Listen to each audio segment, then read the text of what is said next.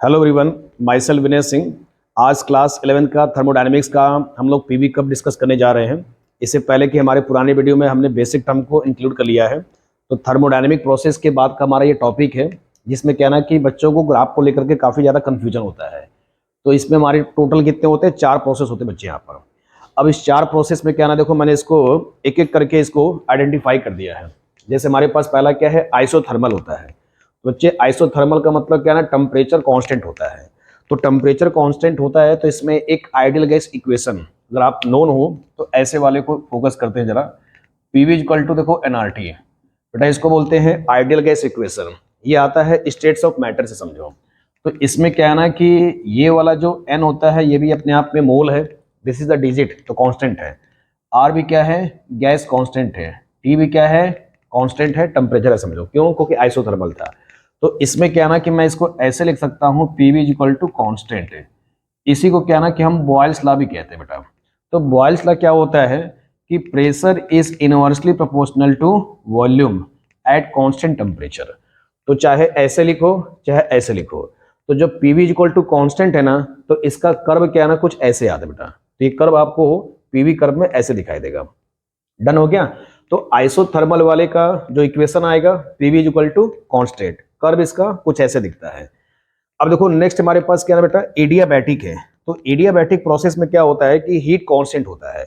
तो इसमें क्या ना कि एक इक्वेशन आपको हमारे केमिस्ट्री में ज्यादा नहीं पढ़ना है इसको, PV equal to gamma is equal to constant है। तो ये इसका भी इक्वेशन है एडियाबैटिक के लिए। तो मेन तुम्हें इसमें देखो क्या याद रखना है कि आइसोथर्मल वाले से जो इसका स्लोप आता है ना, थोड़ा स्टीपर आता है, मतलब थोड़ा झुक के आता है, समझो। तो आइसोथर्मल का कर्व ऐसे दिखाई देगा, मतलब इसमें स्लोप इसका ज्यादा है, और इस वाले में क्या ना, इसका स्लोप कम है, समझो। तो बस इतना ही अंतर है। मेन इक्वेशन में एडियाबैटिक में पीवी की पावर गामा होता है। इस इक्वेशन को आप दिमाग में रख सकते हो, इसमें आपको सिलेबस में नहीं दिया गया, समझो। बस ये क्या ना, इक्वेशन से ग्राफ इसको ऐसे बनाया जा सकता है। अब देखो ये दो ग्राफ क्या ना, काफी इजी बेटा, समझो। नेक्स्ट हमारे पास क्या ना, आइसोबारिक है। तो देखो बार से क्या सजेस्ट होता है कि प्रेशर कांस्टेंट होता है, क्योंकि एटमॉस्फेरिक प्रेशर यानी प्रेशर का जो यूनिट होता है ना, वो बार में यूज करते हैं, या फिर एटीएम यूज करते हैं, या फिर पास्कल यूज करते हैं। तो बार क्या सजेस्ट करता है कि प्रेशर समझो कांस्टेंट है। तो जो इसमें प्रेशर और वॉल्यूम का जो कर्व बनाओगे, प्रेशर हम कहाँ लेते हैं? एक्स एक्सेस पर, और वॉल्यूम प्रेशर लेते हैं वाई पर, और वॉल्यूम लेते हैं एक्स एक्सेस पर। डन? अब जरा देखो, तो ग्राफ को देखो कैसे रीड करते हैं, समझो। अब इसमें देखो क्या ना, प्रेशर कांस्टेंट है। तो सपोज क्या है ना कि आप इस पॉइंट को अगर मेजर करोगे, तो इसके रिस्पेक्ट में क्या ना, देखो वॉल्यूम सपोज कुछ ना कुछ आएगा, यहाँ पर V1 आएगा। आगे बढ़ोगे तो वॉल्यूम में क्या ना, देखो चेंज आ रहा है, लेकिन प्रेशर में क्या ना, कोई चेंज नहीं आ रहा है। तो इसका मतलब ये ग्राफ क्या शो कर रहा है कि प्रेशर इसमें कांस्टेंट है। अगर आपको ग्राफ दे दिया जाए और ग्राफ से ये पूछा जाए कि इसका नेचर क्या हो सकता है, तो ग्राफ को रीड करना अच्छे से सीखो, ग्राफ को रीड करना अच्छे से आप सीख जाए, ठीक है ना। जैसे मैं तुमको और अच्छा फील कराता हूं, जैसे आप इसी पॉइंट को और मेजर करते जाओगे, तो क्या दिखता है? वॉल्यूम का तुम्हें क्या ना रीडिंग मिलता जाएगा, लेकिन इस हर एक पॉइंट पे क्या ना कि प्रेशर तुम्हें फिक्स दिखाई देता है। तो सपोज क्या ना तुम्हारे पास ग्राफ दिख जाए और उसका नेचर प्रिडिक्ट करना होगा, तो ऐसे वाली सिचुएशन में इसको आइसोबारिक बोला जाएगा। तो जब भी समझो क्या ना कि इसमें आइसोबारिक है, तो parallel to the x axis बोला जा सकता है इसको। क्या बोल सकते हो? Parallel to the x axis. Done? अब देखो इसके बाद आइसोबारिक हो गया। तो हमारे पास सिलेबस में थर्मोडायनेमिक्स में टोटल क्या ना कि 4 मेजरेबल प्रॉपर्टीज हैं, लाइक प्रेशर, वॉल्यूम, टेम्परेचर। इसमें इंक्लूड कर लेते हैं हीट को भी। तो अब देखो मेरे पास क्या है ना कि प्रेशर डन हो गया, टेम्परेचर डन हो गया, और क्या हो गया? क्यू डन हो गया। अब क्या बचा? मेरे पास वी बचा।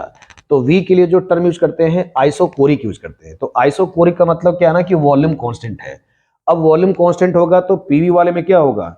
यानी parallel to the y axis होगा, यानी प्रेशर के पैरेलल होगा। ग्राफ को रीड करना चाहते हो कैसे? तो आप इस पॉइंट को देखो मेजर करो, इस पॉइंट को मेजर करोगे तो हमें प्रेशर मिलेगा, इस पॉइंट पे मेजर करोगे तो प्रेशर कुछ मिलेगा, लेकिन वॉल्यूम क्या दिखता है?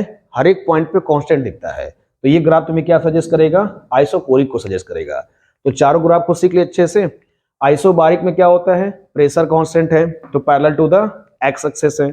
आइसोकोरिक में क्या है? वॉल्यूम कांस्टेंट है, parallel to the y axis है। और ये दोनों ग्राफ क्या ना, एक जैसे हैं, समझो। अब मैं देखो, मैं इसी को तुम्हें क्या ना कि एक वन शॉट से इसको करा सकते हो बेटा। देखो वन शॉट से इसको कैसे करोगे, यानी इन चारों ग्राफ को क्या है ना, हम कैसे एक साथ इसको एक प्लेटफॉर्म पे देखो कैसे कर सकते हो। सपोज देखो क्या है ना कि पीवी कर्व को मैंने ऐसे लिखा, इधर जरा देखिए, तो पीवी को हमने क्या लिखा, ऐसे मेंशन किया, ठीक है। तो एक पॉइंट से देखो मैं उठाता हूं, तो ये वाला तुम्हारा ग्राफ क्या शो करेगा, आइसोथर्मल को शो करेगा। इससे क्या ना कि अगर इसका स्टीपर थोड़ा और झुका दोगे बेटा ये क्या शो करेगा, एडियाबैटिक को शो करेगा। और ऐसे ये ले जाओगे तो ये शो करेगा आइसोबारिक को। और क्या है ना कि इसको ऐसे दिखा दोगे तो बेटा ये शो करेगा आइसोकोरिक को। तो अलग अलग क्या है ना इसको आप मेंशन कर लो। तो बेटा इसमें देखो, इसमें क्या ना अलग अलग इसको लिख भी लेते हैं। तो ये वाला जो ग्राफ है parallel to the x axis, यानी जो वॉल्यूम के पैरेलल है, तो बेटा ये ग्राफ शो करेगा आपको आइसोबारिक को, यानी सारे ग्राफ को क्या ना वन शॉट यानी एक प्लेटफॉर्म पे लेके आओ। और ये वाला क्या शो करेगा, आइसोथर्मल को शो करेगा। ओके, नीचे वाला क्या शो करेगा, एडियाबैटिक को शो करेगा। तो ये क्या ना आखिरी में आपको वन शॉट रिवीजन करने में काफी हेल्प करेगा। और ये तुम्हारा जो दिखता है parallel to the y axis, ये क्या शो करेगा, आइसोकोरिक को शो करेगा। ये आइसोकोरिक को ग्राफ शो करेगा। तो पीवी कर्व में क्या ना कि एक ही ग्राफ में सारे हमने पोर्शन को डन कर लिया। डन हो गया, तो यहां तक आप क्या ना इसका स्क्रीनशॉट ले ले, फिर इसके बाद का टॉपिक आगे हम कंटिन्यू करते हैं। ओके बेटा, इसमें हम लोग पीवी कर्व के बाद क्या ना कि बच्चों को दो बड़े बेसिक टर्म में हाईली कंफ्यूजन होता है, और ये एकेडमिक लेवल पे क्या ना कि 2 मार्क्स में डिफरेंस भी पूछता है, जिसका नाम है reversible process and irreversible process है। तो हम एक एक करके देखो क्या ना इसको पोस्टमार्टम करते हैं और इसको क्या ना कि बेहतर अंदाज में सीखने का प्रयास करते हैं, क्योंकि आगे का जो लेक्चर है वो रिवर्सिबल और इरिवर्सिबल पे डिपेंड्स करता है। क्योंकि हमें इसमें रिवर्सिबल एंड इरिवर्सिबल में क्या ना कि वर्क का फॉर्मूला भी कैलकुलेट करना होता है। तो जरा समझने का प्रयास करते हैं कि रिवर्सिबल का मतलब क्या होता है। देखो तो बेटा जनरली रिवर्सिबल का मतलब क्या होता है कि कोई प्रोसेस ए टू बी जाता है, ए से बी जाता है और बी से ए जाता है, तो हम ऐसे वाले प्रोसेस को रिवर्सिबल कहते हैं। और इरिवर्सिबल का मतलब क्या होता है कि यूनि डायरेक्शन, मतलब ए से बी गया तो बी से ए नहीं आ सकता है। ओके, लेकिन हमें थर्मोडायनेमिक्स में समझना है कि रिवर्सिबल प्रोसेस का मिंट क्या होता है।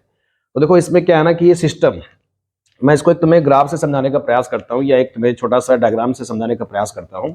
फिलहाल क्या है कि ये लाइन बड़े इजी लिखे हुए हैं, आप इन लाइन को अच्छे से नोट कर सकते हैं, एक बार रीड करोगे तो जस्ट अंडरस्टैंड कर ले जाओगे। फिर भी देखो इसको जरा समझने का प्रयास करते हैं। इसमें लिखा बेटा system and surrounding are almost always in equilibrium. Okay, system क्या हो गया, जो नीचे वाला पोर्शन होता है, जिसमें क्या ना कि हम इसको नोटिस करते हैं, एनालिसिस करते हैं, ऑब्जर्व करते हैं। और आपके पास क्या ना कि इसके बाहर वाला पोर्शन क्या होता है ना, ये सब सराउंडिंग होता है। तो कहने का मतलब क्या हो गया कि इसमें जो अंदर हमने गैसेस भरा हुआ है, गैसेस का प्रेशर सपोज पी गैस हो गया, इसको मैं ये लिख सकता हूं। और बाहर वाले का प्रेशर बेटा क्या लिख सकते हो, दैट इज पी एक्सटर्नल लिख सकते हो। अगर प्रोसेस रिवर्सिबल होगा तो इसका क्या मीनिंग है कि P external is almost equivalent to P gas, या मैं ये कह सकता हूं कि पी एक्सटर्नल है यानी जो बाहर का प्रेशर है और अंदर गैस का प्रेशर। तो बच्चों इसमें देखो क्या है ना कि जैसे हम लोगों ने एक्सप्लेन किया इसको कि पी गैस और पी एक्सटर्नल क्या ना ऑलवेज इक्विलिब्रियम हो गया, यानी बाहर का प्रेशर मतलब पी एक्सटर्नल, अंदर का जो गैस का प्रेशर है हर एक पॉइंट पर क्या होगा ना, इक्विलिब्रियम होगा। जैसे मैं तुम्हें एक मार्कर से समझाना चाहता हूं, जैसे मान लो कि तुम्हारा सिस्टम के अंदर जो गैसेस है और बाहर से जो तुम्हारा एटमॉस्फेरिक प्रेशर या जो हम प्रेशर लगा रहे हैं, हर एक पॉइंट पर क्या होगा ना, इक्विलिब्रियम होगा समझो। और देखो क्या ना कि इसमें अगर ऐसे नोटिस करोगे तो रियल में क्या ना ऐसा एग्जिस्टेंस नहीं होता है। तो रिवर्सिबल प्रोसेस क्या ना एक हाइपोथेटिकल प्रोसेस होता है और इमेजिनरी प्रोसेस होता है, क्योंकि क्या ना कि बाहर जब प्रेशर लगाओगे तो कुछ ना कुछ तो डिस्टर्बेंस हो ही जाएगा। तो रियल में क्या ना कि ऐसे प्रोसेस एग्जिस्ट नहीं करते हैं। तो रिवर्सिबल में क्या ना कि तुम एक पॉइंट और अलग से नोटिस कर सकते हो कि जब बाहर का प्रेशर और अंदर का प्रेशर हर एक पॉइंट पर इक्विलिब्रियम होना क्या ना संभव नहीं है। तो ऐसे प्रोसेस का नाम क्या दिया जाएगा, हाइपोथेटिकल एंड आइडियल प्रोसेस। क्योंकि आइडियल क्या है ना कि रियल में एग्जिस्ट नहीं करता है। जैसे मैं तुम्हें एग्जांपल फील कराना चाहता हूं, सपोज क्या ना कि आप अपने टीचर को आइडियल मानते हो सपोज मानते हो कि या किसी को आइडियल मानते होगे। अगर मैंने बोला कि आप मेरे को आइडियल फॉलो करते होंगे, लेकिन क्या ना कि अगर मैं आपसे बोलूं कि अगर आप मेरे को आइडियल मानते हैं तो मैं बोलूंगा कि सुबह रोज 4 बजे जग करके केमिस्ट्री पढ़ो 1 घंटा, फिर क्या ना कि आप 5 से 6 फिजिक्स पढ़ो, रेगुलर स्कूल जाना है। लेकिन आप ऐसा संभव हो थोड़ी ना पाता है, ऐसे बच्चे रेगुलर थोड़ी ना कर पाते हैं। तो ये सिचुएशन क्या है ना कि रियल में एग्जिस्ट नहीं होता है। हम ये मान लेते हैं कि अगर ये सिचुएशन हो जाएगा तब उसको बोलते हैं आइडियल गैस मानते हैं। तो आइडियल जैसी सिचुएशन रियल में एग्जिस्ट नहीं करता है। ओके, तो ऐसे प्रोसेस का नाम क्या दिया जाएगा रिवर्सिबल में, hypothetical and ideal process. Done. अब देखो बेटा, ये जो प्रोसेस होता है ना, ये प्रोसेस बहुत स्लो होता है, यानी reversible process are very slow, reversible process are very slow.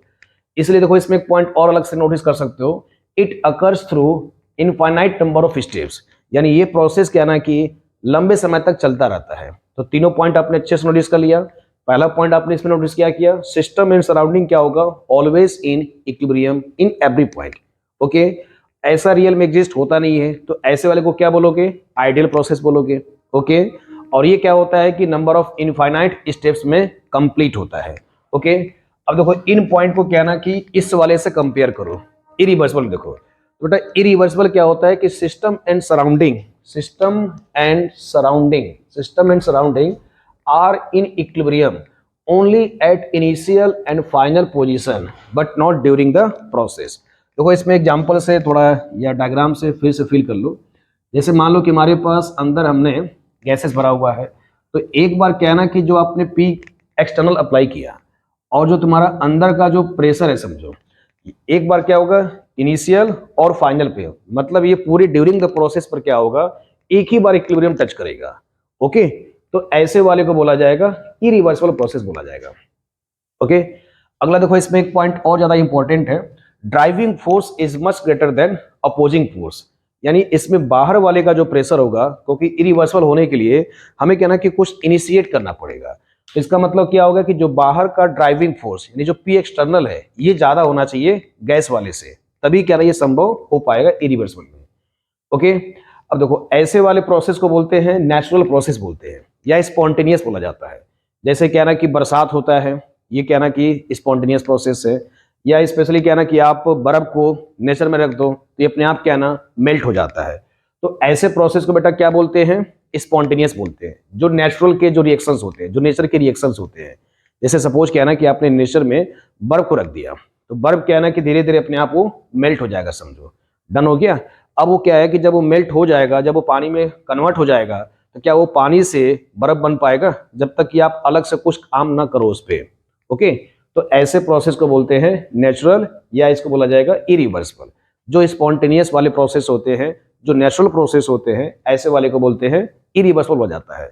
और ये क्या ना कि फाइनाइट स्टेप्स होते हैं, इस वाले में क्या था इनफाइनाइट नंबर ऑफ स्टेप्स थे। अगला इसमें देखो पॉइंट क्या है ना, नेचुरल है, स्पॉन्टेनियस है, या इसी को बोल सकते हो रियल प्रोसेस बोल सकते हो। ओके, बेटा ये है रिवर्सिबल और इरिवर्सिबल में डिफरेंस हो गया। एकेडमिक लेवल पे ये 2 मार्क्स में डिफरेंस पूछा जाता है।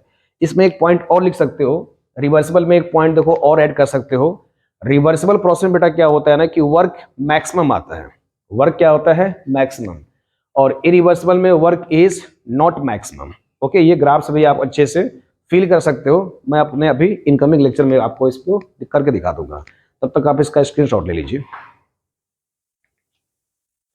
तो बेटा इसमें नेक्स्ट टॉपिक हम लोग डिस्कस कर लेते हैं मोड ऑफ एक्सचेंज एनर्जी। तो स्पेशली क्या ना कि देखो एनर्जी का एक्सचेंज हम लोग क्या ना कि 2 तरीके से स्टडी करते हैं अपने थर्मोडायनामिक्स के सिलेबस में। वन इज द हीट है एंड अदर इज वर्क है। तो स्पेशली देखो मैंने क्या ना इसमें स्टेटमेंट कुछ ऐसे मेंशन किया है, these are the 2 ways by which system can interact और can exchange energy with surrounding. मतलब क्या ये हो गया कि जो हमारा सिस्टम है समझो, इसके अंदर जो मॉलिक्यूल्स हैं और बाहर सराउंडिंग है, तो दे आर 2 पॉसिबल वे, यानी सिस्टम का जो एनर्जी का एक्सचेंज का तरीका है वो 2 तरह से हम लोग इसको स्टडी कर सकते हैं। One is the heat and other is the work. Easy है, यानी हम इस चैप्टर में क्या ना कि एनर्जी का एक्सचेंज यानी सिस्टम जो है सराउंडिंग से इंटरेक्ट करेगा, तो देयर आर 2 पॉसिबल वे हैं, one is heat and other is work. बेटा अब देखो बहुत सारे बच्चों को कंफ्यूजन ये रहता है कि हीट तो पढ़ लेते हैं, वर्क भी पढ़ लेते हैं, लेकिन उनको क्या ना हीट का बेसिक डेफिनेशन मालूम नहीं रहता है और ना ही वर्क का इनको डेफिनेशन पूरी तरह से मालूम होता है। ओके, देखो हीट में और वर्क में कैसे डिफरेंस को समझोगे, तो देखो मैंने इसमें साइंटिफिक अप्रोच का डेफिनेशन कुछ ऐसे मेंशन किया है। ओके,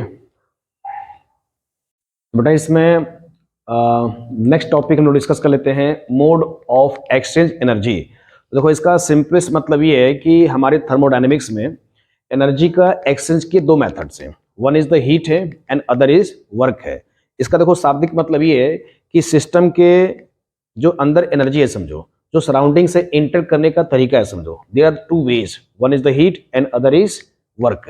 यानी हम इसमें कह सकते हैं जो एनर्जी का एक्सचेंज का दो मेथड है समझो, one is the heat and other is work है। देखो स्टेटमेंट मैंने इसमें क्या मेंशन किया है, these are two ways by which system can interact, यानी जो अंदर के जो भी हम चीजें एब्जॉर्ब कर रहे हैं और सराउंडिंग से वो इंटरेक्ट करेगा, तो हमारे थर्मोडायनेमिक्स में दो पैटर्न है, एक हीट के माध्यम से स्टडी करेंगे और दूसरा वर्क के माध्यम से उसको स्टडी करेंगे, अंदर के जो भी मॉलिक्यूल हमारे सराउंडिंग से इंटरेक्ट करते होंगे। ओके, सिस्टम कैन इंटरेक्ट और can exchange energy with surrounding. Okay हो गया। अब देखो one is the heat and other is work. तो देखो इसमें क्या ना कि बड़े ढेर सारे बच्चे क्या होते हैं कि बड़े लेवल तक चले जाते हैं, इवन क्या ना बीएससी तक पढ़ लेते हैं, उनको क्या ना कि हीट के बारे में देखो फेमिलियर तो हैं, वो सेंस भी फील आ जाता है, फील भी देता है कि हीट हमें क्या होता है, और वर्क को भी समझते हैं समझो। जनरली वर्क को क्या समझते हैं, फोर्स इनटू डिस्प्लेसमेंट को वर्क कहा जाता है। और हीट का मतलब क्या है, अगर हीट पूछा जाए तो कोई नहीं बता पाएंगे यहाँ पर। तो मेजोरिटी बच्चे क्या ना कि हीट और वर्क से फेमिलियर तो हैं, लेकिन क्या ना इसको अगर पूछा जाए कि इन दोनों में डिफरेंस क्या है, define the term heat and define the term work, heat और वर्क को कैसे समझा जाए। देखो इसमें स्पेशली मैंने क्या मेंशन किया है, when the energy transfer take place because, ये सिंबल बेटा क्या ना बिकॉज को शॉर्ट में ऐसे भी लिखा जाता है, बिकॉज का ये शॉर्ट रिप्रेजेंटेशन है, done, of temperature difference between system and surrounding. यानी जब टेम्परेचर के डिफरेंस से, जब टेम्परेचर का डिफरेंस से एनर्जी का जो एक्सचेंज होगा, तो ऐसे वाले को हीट बोला जाएगा। क्लियर हो गया, ऐसे वाले को क्या बोलेंगे, हीट बोलेंगे। और विदाउट टेम्परेचर डिफरेंस, यानी टेम्परेचर दे करके कोई बॉडी का सेंसेशन कर देना या उसमें सिंपली क्या ना कि एनर्जी का ट्रांसफर करना, तो ऐसे वाले को हम लोग बोलते हैं हीट बोला जाता है। और without the difference of temperature, जैसे देखो डिफरेंस मैंने लिखा है इसमें, energy that transmitted from one system to another in such way that difference of temperature is directly involve. Okay, यानी विदाउट टेम्परेचर, यानी टेम्परेचर का डिफरेंस के अलावा। तो मैं तुम्हें एग्जांपल से फील कराता हूं, जैसे बेटा क्या ना कि अगर आप जैसे सपोज अपने हाथ को बंद कर देते हो, तो इसमें देखो क्या ना टेम्परेचर में नहीं दिया, लेकिन इसमें हमने क्या किया, कुछ काम किया। देखो दूसरा परफेक्ट इसका एग्जांपल क्या ना, किसी को क्या ना कि एक तमाचा मार दो, गाल समझो क्या हो जाएगा, लाल हो जाएगा समझो। तो इसमें भी क्या ना कि हमने उसको टेम्परेचर तो नहीं दिया, बस सिंपली क्या ना कि उस पर काम तो कर दिया, तो ये क्या कहलाएगा, वर्क कहलाएगा। ओके, तो हीट और वर्क में देखो ये हमारे डिफरेंस होते हैं। तो आई होप कि इस एक्सप्लेनेशन से आप काफी अच्छे से समझे होंगे। अब इसमें देखो क्या ना कि हमने हीट को और वर्क को लेकर क्या ना साइन कन्वेंशन भी हमारे केमिस्ट्री में मेंशन किया गया है। हमारे थर्मोडायनेमिक्स में और फिजिक्स के थर्मोडायनेमिक्स में बस डिफरेंस ये है साइन कन्वेंशन को लेकर के है, क्योंकि फिजिक्स में भी थर्मोडायनेमिक्स यूज किया जाता है और केमिस्ट्री में भी थर्मोडायनेमिक्स यूज किया जाता है। तो देखो इसमें दो साइन कन्वेंशन होते हैं, दो साइन कन्वेंशन हीट के भी हैं और दो साइन कन्वेंशन वर्क के भी हैं।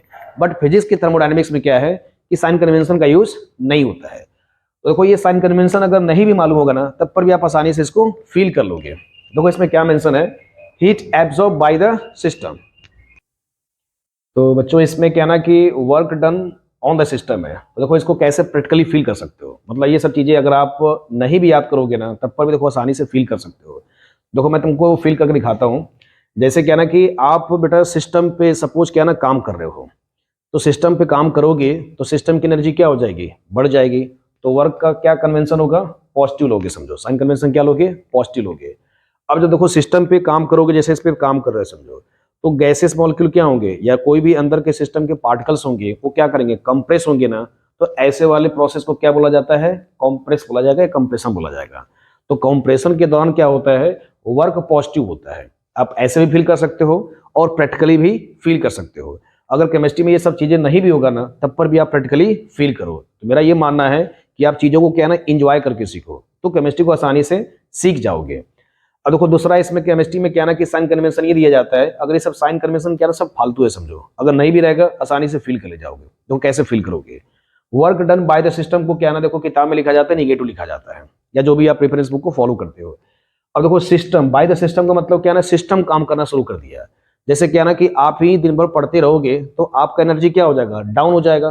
तो एनर्जी का कम हुआ ना, तो उसका साइन कन्वेंशन क्या यूज करोगे, निगेटिव यूज करोगे। अब सिस्टम काम करेगा, सपोज क्या ना कि गैसेस मॉलिक्यूल अब ये क्या ना एक्सपेंड होना शुरू हो गए, ये काम करना शुरू कर गया कि अंदर के मॉलिक्यूल ऊपर आना शुरू हो गए, तो इस प्रोसेस को क्या बोलोगे, एक्सपेंशन बोलोगे। तो एक्सपेंशन के दौरान क्या है ना कि वॉल्यूम समझो क्या है ना कि इसमें बढ़ जाता है। अभी मैं तुम्हारे पास क्या है ना कि इसको मैथमेटिकल भी प्रूव करके मैं अपने अगले वाले स्लाइड में करके दिखा दूंगा। तो work done by the system में निगेटिव वर्क होता है और कंप्रेशन में क्या होता है, पॉजिटिव होता है। तो कंप्रेशन में पॉजिटिव है और एक्सपेंशन में निगेटिव है समझो। ऐसे ही देखो हीट को भी आप नोटिस कर सकते हो, हीट अगर एब्जॉर्ब करेगा, सपोज क्या है ना कि सिस्टम को कहीं से हीट मिल जाए तो सिस्टम की एनर्जी बढ़ जाएगी, तो साइन कन्वेंशन क्या हो गया, पॉजिटिव। अब सिस्टम ने क्या करना, हीट रिलीज करना शुरू कर दिया, तो ऐसे वाले को क्या बोलोगे बेटा, निगेटिव से बोला जाएगा। देखो ये दो साइन कन्वेंशन है, आपने आसानी से इसको सीख गए समझो। अब बेटा देखो इसमें स्पेशली क्या है ना कि एक हमारा जो वर्क डन आता है समझो, उसका फॉर्मूला कुछ ऐसे आता है, जब आप वर्क डन अभी निकला के मैं दिखाऊंगा, माइनस का P external into delta we लिखा जाता है। ओके, अब जो इसमें क्या है ना कि प्रेशर का यूनिट होता है बेटा एटीएम होगा और इसका क्या होता है, लीटर होता है। तो हमारा जो इसमें यूनिट आएगा वो आएगा एटीएम लीटर में आएगा। तो इसका एक कन्वर्जन याद कर लो, क्योंकि उसका कन्वर्जन से क्या है ना कि तुम्हें न्यूमेरिकल में काफी आसान होगा समझो। तो एक कन्वर्जन आप नोट कर सकते हो, 1 लीटर एटीएम, ये क्या है ना 101 325, ये जूल में इसका यूनिट कन्वर्जन है। तो आप जब वर्क करोगे यानी इस फॉर्मूले से क्या ना कि वर्क निकालोगे, तो आखिरी में क्या कर दोगे, जूल के लिए 101 325 से मल्टीप्लाई कर दोगे तो आंसर आपका जूल में आ जाएगा। डन हो गया। तो ये दो बेसिक कॉन्सेप्ट है। इसके बाद हम लोग सीखेंगे वर्क का expression, this is the expression of PV work. हम लोग उसको सीखेंगे अपने अगले वाले वीडियो लेक्चर में। तब तक के लिए आप मेरे चैनल के साथ बने रहें। Okay, thank you.